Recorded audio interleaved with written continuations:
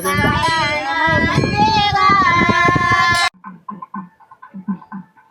ನಮಸ್ಕಾರ. ಸರ್ ನಮಸ್ಕಾರ. ಆರಾಮ ಸರ್? ಹಾ ಆರಾಮಿದ್ದೀನಿ ಸರ್. ತಾವು ಸರ್? ಚೆನ್ನಾಗಿದ್ದೀನಿ ಸರ್. ಸುಮಾರು ವರ್ಷದಿಂದ ಕರಿತಿದ್ರಿ. ಹೌದು ಹೌದು. ಮೆರವಣಿಗೆ ಹೊರಟ ಸರ್? ಈಗ ಹೊರಟಿದೆ ಸರ್. ಈಗ ಇವತ್ತು ಊರೆಲ್ಲ ಇಲ್ಲಿ ಹೋಗ್ಬಿಟ್ಟು ಅಲ್ಲೊಂದು ಶನಿಮಹಾತ್ಮ ದೇವಸ್ಥಾನ ಇದೆ, ಮತ್ತು ಇನ್ನೊಂದು ಮನೆಗಳಿದೆಯಲ್ಲ, ಒಂದು ಬೀದಿ ಒಂದೆಲ್ಲ ಒಂದ್ ರೌಂಡ್ ಬರುತ್ತೆ ಸರ್. ಅದು ಪೂರ್ತಿ ಅಲ್ಲಿ ಬಂದಾಗ ಊರ್ ದೇವಸ್ಥಾನಗಳೆಲ್ಲ ಇದೆ, ಇಲ್ಲಿ ಅದನ್ನೆಲ್ಲ ಪೂಜೆ ಮಾಡ್ಕೊಂಡು ಕೊನೆಗೆ ಇಲ್ಲಿ ಬಂದು ಬರೋದು. ಬಂಧುಗಳೇ, ನಾನಿವತ್ತು ಕುಂಬ್ರಹಳ್ಳಿ ಶ್ರೀ ಸಿದ್ದಪ್ಪಾಜಿ ಮಠ ಅಥವಾ ದೇವಸ್ಥಾನ ಇಲ್ಲಿದ್ದೀನಿ. ನಮ್ಮ ಸ್ನೇಹಿತರು ಮಹೇಶ್ ಅಂತ ಇವರು. ನಮಸ್ಕಾರ ಸರ್. ಈ ದೇವಸ್ಥಾನದ ಸಂಸ್ಥಾಪಕರಲ್ಲಿ ಒಬ್ರು. ಇವರನ್ನ ಇವತ್ತು ಮಾತಾಡ್ಸೋಣ. ಈ ದೇವಾಲಯ ಹೇಗಾಯ್ತು, ಯಾವ ಕಾರಣಕ್ಕಾಯ್ತು ಅನ್ನೋ ಕಾರಣಕ್ಕೆ. ಕುಂಬ್ರಹಳ್ಳಿ ನಂಜನಗೂಡಿಂದ ಒಂದು 15 ಕಿಲೋಮೀಟ್ರು, 14 ಕಿಲೋಮೀಟ್ರು, ಒಂದು 14 ಕಿಲೋಮೀಟ್ರು ಅಷ್ಟಾಗುತ್ತೆ. ಅದು ಎರಡು ಕಡೆಯಿಂದನೂ ಬರ್ಬೋದು ಸರ್. ಒಂದು ಬದನೋಳಿಂದ ಬಂದ್ರೆ ಆ ಕಡೆ ಎಮ್ಮರ್ಗಾಲ್ ಮಾರ್ಗವಾಗಿ ಬರುತ್ತೆ. ಇಲ್ಲಿ ಈ ಕಡೆಯಿಂದ ಬಂದ್ರೆ ಇಲ್ಲಿ ಸಿಂಧವಳ್ಳಿಯಿಂದ ಬರುತ್ತೆ ಸರ್. ಸಿಂಧವಳ್ಳಿ ನಂಜನಗೂಡಿಂದ ಸಿಂಧವಳ್ಳಿ ಬಂದು ಸಿಂಧವಳ್ಳಿಯಿಂದ ಬರುತ್ತೆ. ನಂಜನಗೂಡು ಮಾರ್ಗ ಬದನೋಳಿಗೆ ಬಂದ್ರೆ ಅಂದ್ರೆ ಗುಂಡ್ಲುಪೇಟೆ ಹೈವೇ ರೋಡ್ ಅಲ್ಲಿ ಬಂದ್ರೆ ಸಿಂಧವಳ್ಳಿಯಿಂದ ಬರುತ್ತೆ. ಸಿಂಧವಳ್ಳಿಯಿಂದ 4 ಕಿಲೋಮೀಟರ್. ಇಲ್ಲಿ ಬದನೋಳಿಂದ ಬಂದ್ರೆ 5 ಕಿಲೋಮೀಟರ್ ಆಗುತ್ತೆ. ಮತ್ತೆ ಇದು ನಮ್ಮ ಮಂಟ್ಯ ಸ್ವಾಮಿ ಪರಂಪರೆಯಲ್ಲಿ ಬರುವಂತದ್ದು. ಸಿದ್ದಪ್ಪಾಜಿ, ದೊಡ್ಡಮ್ಮ ತಾಯಿ, ಚೆನ್ನಜಮ್ಮ, ಈ ಎಲ್ಲ ಶಿಷ್ಯವರ್ಗವನ್ನ ಕಟ್ಕೊಂಡು ತಮ್ಮದೇ ಆದ ಒಂದು ಸಾಂಸ್ಕೃತಿಕ ಚಳುವಳಿ ನಡೆಸಿದವರು ಮಂಟ್ಯ ಸ್ವಾಮಿಗಳವರು. ಹೌದು. ಅವರ ಶಿಷ್ಯಂದರಾದಂತಹ ನೀಲಗಾರರಲ್ಲೇ ಅತ್ಯಂತ ಪ್ರಮುಖವಾದವರು ಸಿದ್ದಪ್ಪಾಜಿಯವರು. ಅವ್ರಿಗೆ ನಮ್ಮ ಭಾಗದಲ್ಲಿ ಈ ತಳವರ್ಗದ ಜನ ನಾಯಕರು, ಉಪ್ಪಾರರು, SC, ಹೀಗೆ ತಳವರ್ಗದ ಕೆಟಗರಿಗಳು ನಾವು ನಡ್ಕೊಳ್ಳೋವಂಥ ಒಂದು ಆರಾಧ್ಯ ದೈವ, ಸಾಂಸ್ಕೃತಿಕ ನಾಯಕ. ಇವರಿಗೆ ಒಂದು ಗುಡಿ ಕಟ್ಟೋದು ಅನ್ನೋದು 16ನೇ ಶತಮಾನದಿಂದನೂ ಜಾರಿ ಆಯಿತು ಅನ್ನೋದು ಒಂದು ವಿದ್ವಾಂಸರುಗಳ ಪ್ರಕಾರ ಇತಿಹಾಸದಲ್ಲಿದೆ. ಎಲ್ಲಿ ಮಂಟ್ಯ ಸ್ವಾಮಿಯವರು ಬೊಪ್ಪೆಗೌಡನಪುರದಲ್ಲಿ ಆಯ್ಕೆಯಾದ ನಂತರ ಚಿಕ್ಕಲ್ಲೂರಲ್ಲಿ ಶ್ರೀ ಸಿದ್ದಪ್ಪಾಜಿಯವರು ಮಳವಳ್ಳಿಯಿಂದ ಅವ್ರಿಗೆ ಪ್ರಾರಂಭ ಆಗುವಂಥದ್ದು ಚಳವಳಿ. ಮತ್ತು ಕಪ್ಪಡಿಯಲ್ಲಿ ಚೆನ್ನಜಮ್ಮ ಮತ್ತು ರಾಚಪ್ಪಾಜಿ ಅವರು ಹೀಗೆ ಆಯ್ಕೆ ಆಗ್ತಾರೆ. ಅದಾದ ನಂತರ ಯಾರ್ಯಾರು ಈ ದೇವರಿಗೆ ಅಥವಾ ಈ ನಮ್ಮ ಸಿದ್ದಪ್ಪಾಜಿ ಮಂಟ್ಯಸ್ವಾಮಿ ಪರಂಪರೆ ಬರುವ ಎಲ್ಲರಿಗೂ ನಡ್ಕೊಳ್ಳೋಂಥವ್ರು ಅವ್ರ ಹಳ್ಳಿಗಳಲ್ಲೂ ಕೂಡ ದೇವಾಲಯಗಳನ್ನು, ಗುಡಿಗಳನ್ನು ಕಟ್ಕೊಂಡು ಪೂಜೆ ಮಾಡುವಂಥ ಒಂದು ಅಥವಾ ಅಲ್ಲಿಗೆ ನಡ್ಕೊಳ್ಳೋವಂಥ ಒಂದು ಪ್ರತೀತಿ ನಡ್ಕೊಂಡು ಬಂದಿದೆ ಅಂದಿನಿಂದ ಇಂದಿವರೆಗೂ. ಕೆಲವರು ವಿದ್ವಾಂಸಗಳ ಪ್ರಕಾರ 12ನೇ ಶತಮಾನದಿಂದ ಆಚೆಗೂ ಕೂಡ ಈ ಇತಿಹಾಸ ಹೋಗೋದು ಇದೆ. ಬಟ್ ಅದೇನೇ ಇರಲಿ, ಆದರೆ ಕುಂಬ್ರಹಳ್ಳಿಯಲ್ಲಿ ಶ್ರೀ ಸಿದ್ದಪ್ಪಾಜಿ ಅವರಿಗೆ ನಿರ್ಮಾಣ ಮಾಡಿರೋಂಥ ಈ ದೇವಾಲಯ ಅತ್ಯಂತ ವೈಭವಯುತವಾಗಿದೆ. ನೀವು ನೋಡ್ತಾ ಇದ್ದೀರಿ. ಸಾಮಾನ್ಯವಾಗಿ ಹಳ್ಳಿಗಳಲ್ಲಿ ದೇವಾಲಯ ಅಂತಂದರೆ ಮಾಮೂಲಿ ಕಟ್ಟಡಗಳ ಥರನೇ ಇರುತ್ತೆ. ಆದರೆ ಈ ದೇವಾಲಯ ಭಾಳ ವಿಶೇಷವಾಗಿರೋದು ಐತಿಹಾಸಿಕ ಚಾರಿತ್ರ್ಯವನ್ನು, ಐತಿಹಾಸಿಕ ಹಿನ್ನೆಲೆಯನ್ನು ಹೊಂದಿರತಕ್ಕಂಥ ಈ ಒಂದು ದೇವಾಲಯಕ್ಕೆ ನಾವು ಇವತ್ತು ಬಂದಿದ್ದೀವಿ. ಸಿದ್ದಪ್ಪಾಜಿಯವರು, ಮಲೆ ಮಹದೇಶ್ವರರು, ಹೀಗೆ ಹಲವಾರು ಸಾಂಸ್ಕೃತಿಕ ನಾಯಕರುಗಳು ಓಡಾಡಿರುವಂಥ ಜಾಗ ಇದು. ಪಕ್ಕದಲ್ಲಿ ಹುಣಸ್ನಾಳು ಅಂತ ಇದೆ. ಅಲ್ಲಿ ಸಿದ್ದಪ್ಪಾಜಿಯವರು ಸಾಕಷ್ಟು ವರ್ಷಗಳ ಕಾಲ ಇದ್ರು. ಈಗಲೂ ಜಾತ್ರೆ ರಾಜಮಂತನದಿಂದನೇ ನಡೆಯುತ್ತೆ ಸರ್ ಅಲ್ಲಿ ಹುಣಸ್ನಾಳಲ್ಲಿ.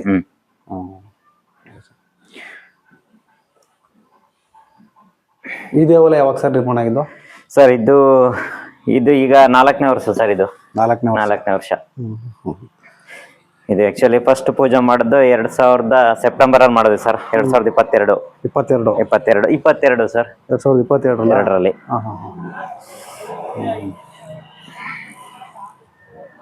ಬಹಳ ಅಪರೂಪದ ದೇವಾಲಯ. ಸಿದ್ದಪ್ಪಾಜಿ ಅವರಿಗೆ ನಿರ್ಮಾಣ ಆಗಿರೋ ದೇವಾಲಯಗಳಲ್ಲಿ ನಾನು ಎಲ್ಲ ಕಡೆನೂ ಸಿದ್ದಪ್ಪಾಜಿ ಪರಂಪರೆ ಇರುವ ಎಲ್ಲ ಕ್ಷೇತ್ರಗಳನ್ನು ಕೂಡ ಸಂದರ್ಶನ ಮಾಡಿದ್ದೇನೆ, ಸುತ್ತಿದ್ದೇನೆ.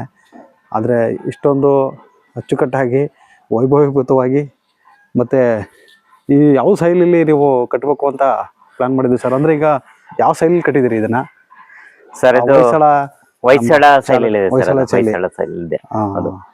ಅಂದರೆ ಈಗ ಇದನ್ನು ನೀವು ಇದೇ ರೀ ಮಾದರಿ ಸರ್ ಈಗ ನಾವು 2015ರಲ್ಲಿ ನಮ್ಮ ಅಣ್ಣ ಒಬ್ರು ಇದ್ದಾರೆ ಕೃಷ್ಣನ್ ಅಂತ ಹೇಳಿ ಬೆಂಗಳೂರಲ್ಲಿ ಒಂದು ಕಂಪನಿ ಇದೆ ಸರ್ ಉತ್ತುಂಗ ಟೆಕ್ನಾಲಜೀಸ್ ಅಂತ ಹೇಳಿ. ಅವರಲ್ಲಿ ಒಂದು ಗೃಹ ಪ್ರವೇಶ ಮಾಡಿದ್ರು ಅಲ್ಲಿ ಬೆಂಗಳೂರಲ್ಲಿ. ಅಲ್ಲಿ ಮಾಡಿದಾಗ ಏನಾಯ್ತು ಅಂತ ಹೇಳಿದ್ರೆ ನಾವು ಏನಾದ್ರು ಹೊಸ ಮನೆಗೆ ಹೋಗ್ಬೇಕು ಅಂತ ಹೇಳಿದ್ರೆ ಕಂದಾಯ ತಗೊಂಡು ಹೋಗೋದು ಒಂದ್ ಪದ್ಧತಿ ನಮ್ದು ಹಳೆ ಕಾಲದಿಂದ. ಅದನ್ನ ತಗೊಂಡು ಹೋಗ್ಬೇಕಾದ್ರೆ ಅಲ್ಲಿ ಕೊಟ್ಟು ಪೂಜೆ ಮಾಡಿ ಅವರು ಸಖತ್ ಇದನ್ ಮಾಡಿದ್ರು.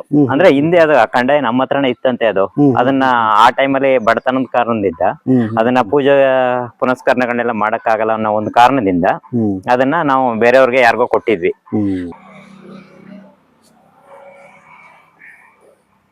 ಈಗ ಅದು ರೆಕಾರ್ಡ್ ಆಗಿದೆ, ಆಗ್ತಾ ಇದೆ ಸರ್. ಅದೇ ಹೇಳಿ ಸರ್, ಈಗ ದೇವಾಲಯ ನಿರ್ಮಾಣ ಮಾಡ್ಬೇಕು ಅಂತ ಅನ್ಸಿದ್ದೆ ಅವಾಗ ಸರ್. ಈಗ ಅದೇ ನಾವು ಬೆಂಗಳೂರಲ್ಲಿ ಒಂದ್ ಮನೆ ಕಟ್ಟಿದ್ವಿ. ಆ ಮನೆಗೆ ಗೃಹ ಪ್ರವೇಶಕ್ಕೆ ಹೋದ್ವಿ ನಾವು. ಆಗ ಉಪ್ಪನಹಳ್ಳಿ ಅಂತ ಹೇಳಿ ಅಲ್ಲಿಂದ ತಗೊಂಡ್ ಹೋಗಿದ್ವಿ ಒಂದ್ ಕಂದಾಯನ. ಉಪ್ಪನಹಳ್ಳಿ ಅಂದ್ರೆ ನಂಜನಗೂಡು ತಾಲೂಕಿನ ಉಪ್ಪನಹಳ್ಳಿ ಸರ್. ಅದು ನಾವೇನೇ ಗಂಡ್ ಮಕ್ಳ ಮದುವೆ ಮಾಡ್ಲಿ ಇಲ್ಲ ಹೊಸ ಗೃಹ ಪ್ರವೇಶ ಮಾಡ್ಲಿ ಅದನ್ನ ತಂದು ಮೆರೆಸೋದು ನಮ್ಮ ಮನದ ಒಂದು ಪದ್ಧತಿ. ಅದು ಪದ್ಧತಿ ಸರ್. ಅದ್ರ ಪ್ರಕಾರ ನಾವೇನ್ ಮಾಡಿದ್ವಿ, ಬೆಂಗಳೂರಿಗೆ ತಗೊಂಡ್ ಹೋದ್ವಿ. ಅವರು ಇನ್ನೊಂದು ಪ್ರೋಗ್ರಾಮ್ಗೆ ಒಪ್ಕೊಬಿಟ್ಟಿದ್ರು. ಅಲ್ಲಿ ನಮಗೆ ಪೂಜಾ ಆದ ತಕ್ಷಣ ಎತ್ಸಿ ಕೊಟ್ಬಿಟ್ರು. ಅಂದ್ರೆ ಆಗ ನಮ್ ತಾತ ಇದ್ರಲ್ಲ ಒಬ್ರು ಮಾಸ್ಟರ್ ಇದಾರೆ ಮರ್ಷಿದ್ ನಾಯ್ಕರು ಅಂತ ಹೇಳಿ, ಅವ್ರ ಮನೆನೆ ಮರ್ಷಿದ್ ನಾಯ್ಕರು ಶಿಕ್ಷಕರು, ಅವರು ನಿವೃತ್ತ ಶಿಕ್ಷಕರು. ಈಗ ಅವ್ರ ಮಗನೇ ಬೆಂಗಳೂರಲ್ಲಿ ಕಂಪ್ನಿ ಕಟ್ಟಿ ಇದನ್ನ ಮಾಡಿದ್ವಿ ಸರ್. ಕೃಷ್ಣನ್ ಅಂತ ಹೇಳಿ, KM ಕೃಷ್ಣನ್ ಅಂತ ಹೇಳಿ. ಈಗ ಅವ್ರಾದ್ಮೇಲೆ ನಾನು ಅದೇ ಕಂಪ್ನಿಲಿ ವರ್ಕ್ ಮಾಡ್ತಾ ಇದ್ದೆ. ಈಗ ಅದಾದ್ಮೇಲೆ ಜೊತೆಗೆ ಇಲ್ಲ ಒಂದ್ ಕಂದಾಯ ಮಾಡ್ಸೋ ನೀನು, ನಮ್ದು ಪದ್ಧತಿ ಬೇರೆ ಏನಾದ್ರು ಮಾಡೋದ್ ಬೇಡ, ಒಂದು ಚದರಿಕೆ ಮಾಡೋಣ, ಕಂದಾಯ ಮಾಡಿದ್ಮೇಲೆ ನಿಮ್ ಮನೇಲಿ ಇಟ್ಕೊಂತ ನನ್ಗೆ ಹೇಳಿದ್ರು. ನನ್ನ ತಮ್ಮ ಒಬ್ಬ ದೇವ್ರ ಕೂಡ ಇದ್ದೇನೆ ಸರ್, ಯೋಗೇಂದ್ರ ಕುಮಾರ್ ಅಂದ್ಬಿಟ್ಟು. ಆಗ ಅವ್ನ್ ನೋಡ್ಕೊಂಡು ಹೋಗ್ಲಿ, ಒಂದು ಮನೇಲಿ ಇಟ್ಕೊಂಡ್ ನಿಮ್ದು ಅಂತ ಹೇಳಿದ್ರು. ಆಗ ಮನೇಲಿ ಇಟ್ಕೊಂಡ ತಕ್ಷಣ ಅದು ಅಷ್ಟು ಸೂಕ್ತ ಅನಿಸ್ಲಿಲ್ಲ. ಈಗ ಮನೆಗಳಲ್ಲೆಲ್ಲ ಗೊತ್ತಿಲ್ಲ, ಸಣ್ಣ ದೇವ್ರ ಮನೆಗಳಿರುತ್ತೆ. ಈ ಕಂದಾಯ ಇಟ್ರೆ ಅದನ್ನೆಲ್ಲ ತುಂಬಾ ದೊಡ್ಡದಿರುತ್ತೆ, ಅದು ಮಡಿ ಮೈಲ್ಗೆ ಪ್ರತಿದಿನ ಕಷ್ಟ ಆಗುತ್ತೆ. ಹಾಗಾಗಿ ಬೇಡ ಅಂತ ಹೇಳಿ ನಮ್ದೇ ಒಂದು ಜಾಗದಲ್ಲಿ ಒಂದ್ ಚದರಿಕೆ ಮಾಡೋಣ ಅಂತ ಪ್ಲಾನ್ ಮಾಡಿದ್ವಿ ಸರ್. ಅದಾದ್ಮೇಲೆ ಅದು ಒಬ್ಬ ಶಿಲ್ಪಿ ಹತ್ರ ಮಾತಾಡಿದ್ವಿ. ಆಮೇಲೆ ಬಂದ್ಬಿಟ್ಟು ಹಿಂಗಿಲ್ಲ ಸರ್, ಒಂದ್ ಮಾಡ್ತಾ ಇದ್ದೀರಾ, ದೇವ್ರು ಅನುಕೂಲ ಕೊಟ್ಟಿದ್ದೇನೆ, ನಿಮ್ಮ ಏನ್ ಕಲ್ಪನೆಗಳಿದೆ ಅದನ್ನೆಲ್ಲ ಹೊರಗಡೆ ತನ್ನಿ ಸರ್ ಅಂತ ಹೇಳಿದಾಗ ಅವ್ರೊಂದಷ್ಟು ಪ್ಲಾನ್ ಕೊಟ್ಟರು. ಶಿಲ್ಪಿ ಗಣೇಶ್ ಅಂದ್ಬಿಟ್ಟು ಅವರು ತಮಿಳ್ನಾಡು, ಬಟ್ ಇರೋದು ಮೈಸೂರು. ಮೈಸೂರು ಸರ್. ಆ ವ್ಯಕ್ತಿ ಪ್ಲಾನು ಮತ್ತೆ ನಮ್ಮ ಪ್ಲಾನ್ಗಳೆಲ್ಲ ಸೇರಿ, ನಮ್ಮ ಇವರು ಕೃಷ್ಣನ್ ಪ್ಲಾನ್ ಎಲ್ಲ ಸೇರಿ ಇದು ಹೀಗೆ ಇರ್ಬೇಕು, ಒಂದು ದೇವಸ್ಥಾನ ಮಾಡಿ ಫ್ಯೂಚರ್ಲಿ. ಆಮೇಲೆ ಇಲ್ಲಿ ನಮ್ಮ ಹಳ್ಳಿಲಿ ಏನಾಗಿತ್ತು ಅಂತ ಹೇಳಿದ್ರೆ ಅನಿವಾರ್ಯ ಕಾರಣಗಳಿಂದಾಗಿ ಇದೆಲ್ಲ ನಿಂತೋಗ್ಬಿಟ್ಟಿತ್ತು ಸರ್. ಯಾವ್ದು ಊರ್ ದೇವಸ್ಥಾನಗಳೆಲ್ಲ ಪೂಜೆಗಳೆಲ್ಲ ನಿಂತೋಗ್ಬಿಟ್ಟಿತ್ತು. ಈಗ ಇಲ್ಲಿ ವೈಯಕ್ತಿಕ ಆ ಕಾರಣದಿಂದ ನಿಂತೋಗಿದೆ ಸರ್. ನಾವೇ ಯಾಕೆ ಮಾಡಬಾರ್ದು ಇದನ್ನ? ಈಗ ಊರ್ನೆಲ್ಲ ಸೇರಿಸಿ ಎಲ್ಲರೂ ಸೇರಿದ್ವಿ, ಕೇಳಿದ್ವಿ ಸರ್. ಕೇಳಿದಾಗ ಏನಾಯ್ತು ಅಂತ ಹೇಳಿದ್ರೆ ಇದ್ದೇ ಇರುತ್ತಲ್ಲ ಊರು ಅಂದ್ಮೇಲೆ, ಹಂಗಾಗಿ ಆಮೇಲೆ ಅಂದ್ರೆ ಎಲ್ಲ ಸಪೋರ್ಟ್ ಕೊಟ್ಟು ಬಂದು ಅವ್ರ ಮುಖಾಂತರಗಳೇ ಎಲ್ಲ ಮಾಡಿದ್ವಿ ಸರ್. ಈ ದೇವಾಲಯ ಪೂರ್ತಿ ನಿಮ್ಮದೇ ಓನ್ ಖರ್ಚಲ್ಲಿ ಮಾಡಿರೋದು? ಓನ್ ಖರ್ಚಲ್ಲಿ ಮಾಡಿರೋದು ಸರ್. ಓನ್ ಖರ್ಚು. ಮನೆದೇವರು ಸಿದ್ದಪ್ಪಾಜಿ ಮನೆದೇವರು ಸರ್, ಸಿದ್ದಪ್ಪಾಜಿ ಮನೆದೇವರು. ಸರಿ ಸರ್. ಮತ್ತೆ ಇದು ಯಾರು ವರ್ಕ್ ಮಾಡಿದ್ದು ಸರ್ ಇದ? ಅಂದ್ರೆ ಈ ದೇವಾಲಯಕ್ಕೆ ಬಂದು ಶಿಲ್ಪಿಗಳು ಅಂದ್ರಲ್ಲ, ಶಿಲ್ಪಿಗಳು ಅದೇ ಸರ್, ಗಣೇಶ್ ಅಂದ್ಬಿಟ್ಟು ಕಾಂಟ್ರಾಕ್ಟ್ ಕೊಟ್ವಿ. ಅವ್ರ ಮುಖಾಂತರ ತಮಿಳ್ನಾಡಿಂದ ಬಂದು ಮಾಡಿದ್ದು. ಹೌದು ಸರ್. ಮತ್ತೆ ಈ ದೇವಾಲಯಗಳು ಕಟ್ಟಬೇಕಾದ್ರೆ ನಮ್ಮ ಹಳ್ಳಿ ಕಡೆ ಒಂದು ಮಾತಿದೆ ಸರ್, ಅಂದ್ರೆ ಒಬ್ರೇ ಕಟ್ಟಂಗಿಲ್ಲ ದೇವಾಲಯಗಳನ್ನ. ಒಂದೊಂದು ರೂಪಾಯಿ, 2 ರೂಪಾಯಿ, 3 ಸರಿ ಊರಲ್ಲಿ ಭಿಕ್ಷೆ ಎತ್ತಾದ್ರೂ ಈಗ ನಮ್ಮ ಅನುಕೂಲ. ನಾವು ಯಾರಿಗ್ ಬೇಕು ಅಂತ ಹೇಳಿ ಪ್ರಪೋಸಲ್ ಮಾಡಿದ್ವಿ. ಅಲ್ಲಿ ಬಂದಿದೆ ಸರ್, ಒಂದಷ್ಟು ಬಂದಿದೆ ಎಲ್ಲ ಕೈಯಿಂದ. ಏನು ಹೌದು. ಈಗ ನಾವು ಹೋದಾಗ ನಾವೇ ಸೇರ್ಗೊಡ್ಡಿ ಕೇಳ್ತಾರಲ್ಲ, ಹಾಗೆ ನಾವು ಕೇಳಿ ಅದನ್ನೆಲ್ಲ ಹೋಗ್ಬಿಟ್ಟು ಇವರು ಬೊಪ್ಪೇಗೌಡನಪುರ ಇದ್ದಿದ್ದಾರೆ ಸರ್, ಚನ್ನರಾಜ ಅರಸ್ ಅಂತ ಹೇಳಿ, ಅವ್ರು ಕಾಂಟ್ಯಾಕ್ಟ್ ಮಾಡಿ ಅವರೇ ಬಂದು ಓಪನ್ ಮಾಡಿದ್ರು ಸರ್. ಫಸ್ಟ್ ಅವರಿಂದನೇ ಸ್ಟಾರ್ಟ್ ಆದ ಸರ್ ಇದು. ಈ ಗುದ್ಲಿ ಪೂಜೆ ಮಾಡಿದವರು ಅವರೇನೆ. ಅವ್ರ ಮಾರ್ಗದರ್ಶನದಲ್ಲೇ ಎಲ್ಲ ಹೋಗ್ತಾ ಇದೆ ಸರ್. ಇದು ಕಟ್ಬೇಕಾದ್ರೆ ತುಂಬಾ ಆಲೋಚನೆಗಳು ಬಂದು ಸರ್. ಈಗ ಗುಡಿ ಎಲ್ಲ ಒಂದ್ ಲೆವೆಲ್ ಬಂದಾದ್ಮೇಲೆ ಗರ್ಭಗುಡಿ ಮೇಲೆ ಗೋಪುರ ಕಟ್ಟಬಾರ್ದು ಅಂತ. ಹೌದು, ಅದು ನಮಗೂ ಗೊತ್ತಿಲ್ಲ, ಅವ್ರಿಗೂ ಗೊತ್ತಿಲ್ಲ. ಆಕ್ಚುಲಿ ಇದನ್ನ ತಗೊಂಡೋಗಿ ನಾವು ಮಠದಲ್ಲಿ ಇನ್ನೊಬ್ರು ಪ್ರಭು ರಾಜ ಅರಸ್ ಅಂದ್ಬಿಟ್ಟಿದ್ದಾರೆ, ಪ್ರಭು ರಾಜ ಅರಸ್ ಅಂದ್ಬಿಟ್ಟು ಅವ್ರ ಹತ್ರ ಹೋಗಿ ಕೇಳಿದಾಗ ಅವ್ರು ಹೇಳಿದ್ರು ಆತರ ಏನು ಇಲ್ಲ ಅನ್ಸುತ್ತೆ ಅಂತ ಹೇಳಿದ್ರು. ಆಮೇಲೆ ಇದೆಲ್ಲ ಹೋಗ್ಬಿಟ್ಟು ಸುಮಾರೆಲ್ಲ ಸರ್ಚ್ ಮಾಡಿ, ಇದು ಮೈಸೂರು ಅರಮನೆ ಗಂಟು ಹೋಗಿ ಅಲ್ಲೂ ಒಂದಷ್ಟು ಕನ್ಸಲ್ಟ್ ಮಾಡಿ, ಅಂದ್ರೆ ಅವತ್ನ ಅನುಕೂಲ ಆಗಿರ್ಲಿಲ್ಲ, ಕಟ್ಟಬಾರ್ದು ಅಂತ ಎಲ್ಲೂ ಇಲ್ಲ. ಈಗೇನಾಗಿದೆ ಅಂತ ಹೇಳಿದ್ರೆ ಕುರ್ಬನ್ ಕಟ್ಟೆಲ್ಲ ಹಂಗಿದೆ, ಗರ್ಭ ಗುಡಿ ಮೇಲೆ ಗೋಪುರ ಇಲ್ಲ. ಚಿಕ್ಕಲ್ಲೂರ್ಲು ಹಂಗೆ ಇದೆ, ಇನ್ನು ಬೊಪ್ಪೇಗೌಡನಪುರದಲ್ಲೂ ಹಂಗಿದೆ. ನಿಮ್ಗೆ ನಮ್ಮ ಮಠ ಸ್ವಾಮಿ ಪರಂಪರೆಯಲ್ಲಿ ಎಲ್ಲವೂ ಕೂಡ ಸಮಾಧಿ ಹೌದು ಒಂದು ರೂಪಕ ಮಾದರಿಯಲ್ಲಿ ಇರ್ತವೆ. ಹೌದು ಹೌದು ಸರ್. ಒಂದು ಗದ್ದಿಗೆಗಳು ಇದು ಗದ್ಗೆನೆ ಸರ್ ಇರೋದು, ಇದು ಇಲ್ಲೂ ವಿಗ್ರಹ ಇಲ್ಲ, ವಿಗ್ರಹ ಇಲ್ಲ, ಗದ್ದಿಗೆನೆ. ಗದ್ಗೆನೆ. ಸರಿ. ಅಂದ್ರೆ ಗದ್ಗೆ ಮೇಲೆ ನಾವು ಒಂದು ಪ್ರಭಾವಳಿ ಕೂರ್ಸ್ಬೇಕು ಅಂತ ಹೇಳಿ ಅದ್ರ ಮೇಲೆ ಕೂರ್ಸಿರೋದು ಸರ್. ಹೌದು. ಸರಿ ಸರಿ. ಏನೋ ಎಲ್ಲ ಇದು ಮಠದ ಅವರ ಮಾರ್ಗದರ್ಶನದಲ್ಲೇ ಹೋಗ್ತಾ ಇದೆ ಹೋಗ್ತಾ ಇರೋದು. ಸರಿ ಸರ್. ಅದೇ ಎಲ್ಲಿ ನೋಡಿದ್ರು ನೀವ್ ಹೇಳ್ದಂಗೆನೆ, ನೀವು ಕಪ್ಪಡಿ ಆಗಿರ್ಬೋದು, ಕುರ್ಬನ್ಕಟ್ಟೆ ಆಗಿರ್ಬೋದು, ಬೊಪ್ಪೆಗೌಡನಪುರ ಎಲ್ಲಾ ಕಡೆನೂ ಗದ್ದಿಗೆನೆ ಇರುತ್ತೆ. ಹೌದು ಸರ್. ಏನೋ ಒಂಥರ ಸಮಾಧಿ ಮಾದರಿ ಇರುತ್ತೆ ಅದು. ನನ್ಗೆ ಅದು ಸಾಕಷ್ಟು ನಮ್ಮ ಸ್ನೇಹಿತರುಗಳು ತುಂಬಾ ಜನ ಚಾಮರಾಜನಗರ ಕಡೆ, ಅಲ್ಲಿ ತುಂಬಾ ರಿಚ್ ಆಗಿರೋದ್ರಿಂದ ಇದು ಆ ಕಡೆ ಎಲ್ಲ ಸುತ್ತಾಡ್ಸೋರು ನಮ್ಮನ್ನ. ಅಲ್ಲೆಲ್ಲ ನೋಡಿದಾಗ ಎಲ್ಲೂ ಕೂಡ ಇದು ಒಂಥರ ಈ ಮುಸ್ಲಿಂ ಮಾದರಿ ಇರ್ತದೆ ನೋಡಿ, ಆ ಮಾದರಿನೇ ಎಲ್ಲಾ ಕಡೆನೂ ಅವರ ಐಕ್ಯ ಆಗಿರೋ ಸ್ಥಳಗಳೆಲ್ಲ ಹಾಗೇನೆ ಇರೋದು. ಬಟ್ ಇದು ತುಂಬಾ ಚೆನ್ನಾಗಿದೆ ಸರ್. ನೀವು ಅದ್ರ ಹಿನ್ನೆಲೆ ಅಷ್ಟೊಂದು ಗೊತ್ತಿಲ್ಲ ಸರ್. ಬಟ್ ಇದೇ ಇರ್ಬೇಕು, ಗದ್ಗೆನೆ ಇರ್ಬೇಕು ಅಂತ ಹೇಳಿ ಅದು ನೀವು ಮಂಟೇಸ್ವಾಮಿ ಪರಂಪರೆ ಎಲ್ಲಿಂದ ಎಲ್ಲಿಗೆ ಹೋಗಿ ನೋಡ್ಕೊಂಡ್ ಬಂದ್ರು ಅದೇ ಮಾದರಿ ಸೇರೋದು.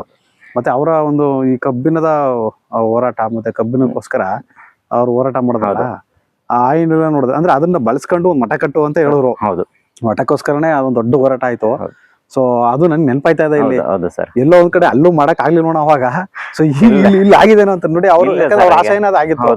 ಈ ತಳವರ್ಗಗಳೇನಿದಾವೆ, ನೋವುಂಡವು ಮತ್ತೆ ಬಡವರು, ಅಸ್ಪೃಶ್ಯತೆನ ಅನುಭವಿಸುವಂತವ್ರು, ಇವ್ರೆಲ್ರಿಗೂ ಸಮಾನತೆ ಸಿಗ್ಬೇಕು ಅನ್ನೋ ಒಂದು ಕಾರಣ ಅವ್ರ ಕಾವ್ಯ ಓದಿದ್ರೆ, ಮಂಟೇಸ್ವಾಮಿ ಕಾವ್ಯನ, ನಮ್ಗೆ ಆ ಅಂಶಗಳೇ ಇರ್ತವೆ ಅದ್ರಲ್ಲಿ. ಸೊ ಹಾಗಾಗಿ ನಾವು ಇಲ್ಲಿ ಒಂದು ಹಳ್ಳಿನಲ್ಲಿ ಈ ತರದೊಂದು ದೇವಾಲಯ ನಿರ್ಮಾಣ ಮಾಡೋದಲ್ಲ ಒಂಥರ ಸಾರ್ಥಕತೆ ಇಲ್ಲ ಸರ್. ಇದ್ರ ಹಿನ್ನೆಲೆನೂ ಅದೇನೆ. ಈಗ ನಮ್ಮಲ್ಲಿ ಎಲ್ಲ ಹಿಂದುಳಿದವ್ರು ಇರೋದ್ರಿಂದ ನಾವು ಈಗ ಗಾಂಧೀಜಿಯವ್ರ ಕನಸಿನಂತೆ ಅಲ್ಲ, ಗ್ರಾಮೋದ್ಯೋಗಕ್ಕೆ ಏನಾದ್ರು ಒತ್ತು ಕೊಡೋಣ, ಇಲ್ಲಿ ಕೈಗಾರಿಕೆಗಳು ಸಣ್ಣ ಸಣ್ಣದಾಗಿ ಗುಡಿ ಕೈಗಾರಿಕೆಗಳು ಇರುತ್ತಲ್ಲ ಸರ್. ಈಗ ಗಂಧದ ಕಡ್ಡಿ ಇದ್ ಮಾಡೋದು, ಈಗ ಕರ್ಪೂರ ತಯಾರು ಮಾಡೋದು, ನಮ್ ಇಲ್ಲಿ ಏನ್ ಬೆಳವಣಿಗೆಗಳಿದೆ, ಈ ನಮ್ಮ ಲೋಕಲ್ ಅಲ್ಲಿ ಏನ್ ಸಿಗುತ್ತೆ ಅದನ್ನ ಮಾಡಿ ಅದ್ರ ಮುಖಾಂತರ ಒಂದು ಆರ್ಥಿಕವಾಗಿ ಜನರನ್ನು ಪ್ರಬಲವಾಗಿ ಮಾಡ್ಬೇಕು ಅನ್ನೋ ಉದ್ದೇಶ ಇಟ್ಕೊಂಡೆ ಇಲ್ಲಿ ಮಾಡಿದ್ದು. ಅದು ಸ್ವಲ್ಪ ಹೋಗ್ತಾ ಇದೆ, ಕುಂಠಿತ ಹೋಗ್ತಾ ಇದೆ. ಆಗತ್ತೆ ಸರ್, ಆಗುತ್ತೆ. ನಾನು ನೆಕ್ಸ್ಟ್ ಕ್ವಶನ್ ನನ್ಗೆ ಅದೇ ಆಯ್ತು. ಯಾಕಂದ್ರೆ ದೇವಾಲಯ ನಿರ್ಮಾಣ ಆಯ್ತು ಸಿದ್ದಪ್ಪಾಜಿಯವರ ಹೆಸರಲ್ಲಿ, ಅವ್ರ ಹೋರಾಟ, ಅವರ ಒಂದು ಅವ್ರ ನಾಯಕತ್ವದಲ್ಲಿ ನಡೆದಂತ ಚಳುವಳಿ, ನೀಲಗಾರರ ಚಳುವಳಿ ಇದೆಯಲ್ಲ, ಬಹಳ ದೊಡ್ಡ ಚಳುವಳಿ ನಮ್ಮ ಭಾಗದಲ್ಲಿ. ಸೊ ಅದ್ರ ಆಶಯಗಳು, ಈಗ ದೇವಾಲಯ ಕಟ್ಟಿ ಅದ್ರ ಆಶಯಗಳನ್ನ ಎಷ್ಟು ಅನ್ನತ್ರ, ಯಾಕಂದ್ರೆ ನೀವು ಅಲ್ಲಿ ನಿರ್ಮಾಣ ಮಾಡಿದಿರಿ ಅಲ್ಲಿ. ಹೌದು ಸರ್. ಈಗ ಇಲ್ಲಿ ಬಂದಾಗ ಈಗ ವರ್ಷಕ್ಕೊಂದ್ಸರಿ ಯಾರಾದ್ರೂ ಬಂತು ಅಂದ್ರೆ ಮದುವೆ ಮಾಡಕೊಳ್ಳೋಕ್ಕೂ ಅವಕಾಶ ಇದೆ. ಬಡವರಿಗೆಲ್ಲ ಫ್ರೀಯಾಗಿ ಕೊಡ್ತಾ ಇದೀವಿ ಸರ್ ಅವ್ರಿಗೆ. ಅದ್ ನೋಡ್ಬೋದಾ ಸರ್? ಹೋಗೋಣ ಬನ್ನಿ ಸರ್, ಅಲ್ಲೂ ಒಂದು ಕಲ್ಯಾಣಿ ಇದೆ. ನೋಡೋಣ ಸರ್ ಅಲ್ಲಿ. ನಾನು ಅದಕ್ಕೇನೆ ಈ ತರ ನಮ್ಮ ತಳವರ್ಗಕ್ಕೆ ಸಂಬಂಧಪಟ್ಟಂತ ಆಚರಣೆಗಳು ಮತ್ತೆ ಇವೆಲ್ಲ ಇದಾವಲ್ಲ, ಅದ್ರ ಆಶಯಗಳನ್ನ ಅರ್ಥ ಮಾಡ್ಕೊಳ್ಳೋರೆ ಕಡಿಮೆ. ಹೌದು ಸರ್. ಯಾವುದೋ ಏನಕ್ಕೆ ಆ ಮೂಮೆಂಟ್ ನಡೀತು, ಅವ್ರು ಏನಕ್ಕೆ ಯಾವ ಉದ್ದೇಶಕ್ಕೆ ನೀಲಗಾರ ಪರಂಪರೆಯನ್ನ ಬೆಳೆಸಿದ್ರು, ಮಾದೇಶ್ವರರು ಗುಡ್ಡ ಪರಂಪರೆ ಅದನ್ನ ಏನಕ್ಕೆ ಬೆಳೆಸಿದ್ರು, ಮತ್ತೆ ಆ ಗುಡ್ಡ ಪರಂಪರೆ ಮಾಡುವಾಗ ಯಾವ ಕಾರಣಕ್ಕೆ ಅದು